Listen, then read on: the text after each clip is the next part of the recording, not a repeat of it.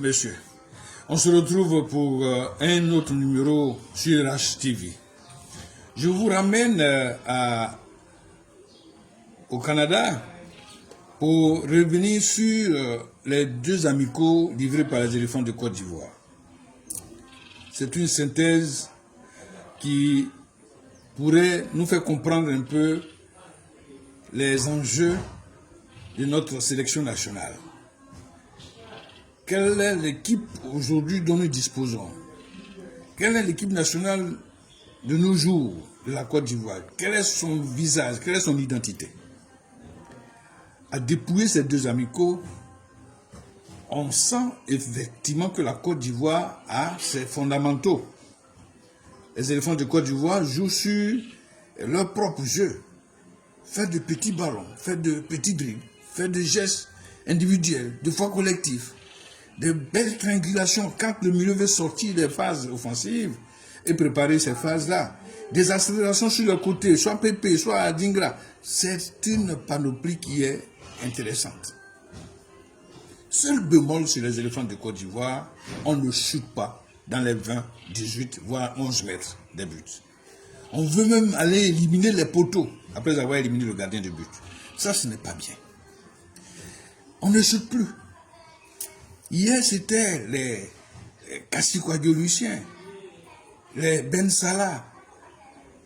Et puis, un peu plus en retrait, c'était les Mama Ouattara, les Kobina-Kouma. Plus loin, on a eu les Mangré Eustache. Depuis, on n'a plus ces shooters à mi-distance, dans les 20, 30 mètres, même il n'y en a plus.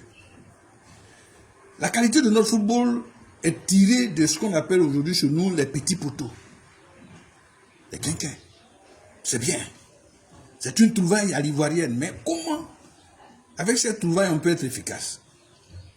On ne peut être efficace qu'en ayant dans notre sélection des joueurs qui peuvent shooter en mouvement, qui peuvent après un retrait prendre le ballon comme il vient et marquer.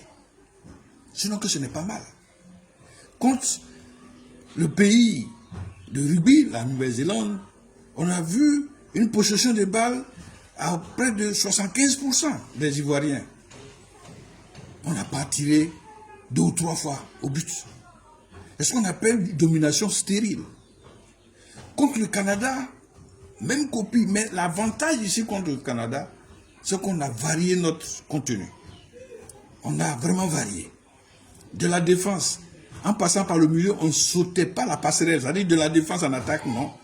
De la défense, on passait par les piliers, la colonne vertébrale du milieu de terrain, et on élargissait sur les attaquants. Ils n'ont pas eu les pieds droits, ils n'ont pas eu de l'adresse, mais il y a eu quelque chose, il y a eu une substance bien variée. Quelle est la note? C'est bon, mais on peut faire mieux. Faye peut faire encore mieux. La seule chose à voir de près, c'est la liberté de Faye Hermès. Est-il libre, ce garçon? A-t-il la carte blanche? Parce que les appelés incessants de certains joueurs qui viennent pour des essais, je me demande si les vieux démons ne sont pas de retour. Les vieux démons, c'est quoi? C'est que chaque fédéral a un joueur qu'on doit appeler, qu'on doit aligner. Le sélectionneur fait la figuration, dit, mais voici, là c'est mon neveu, il faut le faire jouer. Si tel est le cas, que Faye dénonce cela. Si tel est le cas, messieurs les fédéraux, ce n'est pas bien. Laissez le garçon faire ses choix. Il assumera. Parce que si vous ne dites rien, c'est parce que vous êtes complice. Hein? Qu'on donne la carte blanche à Faye. Même s'il n'a pas publié son salaire, son traitement. Mais il est le seul maître à bord de ce navire battant pavillon orange, blanc, vert. Qu'il ait la carte blanche et on le jugera. C'est ce qui pourrait m'amener à faire moi ma synthèse après ces deux amicaux du Canada. Les éléphants sont sur la voie. Pourvu qu'ils mettent quelques petits regards, quelques touches, on aurait une équipe très offensive, très appliquée, très ordonnée. À bientôt.